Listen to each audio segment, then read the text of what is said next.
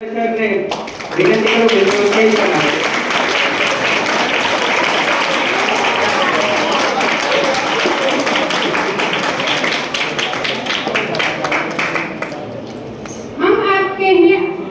आपके सामने आ गए हैं। अब बात भी होगी और धमका भी होगा।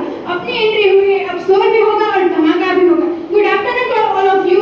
महक उठा है आंगन हमारा, आपके आ जाने से खुशियों का माहौल बन चुका है। आपके आ जाने से फंक्शन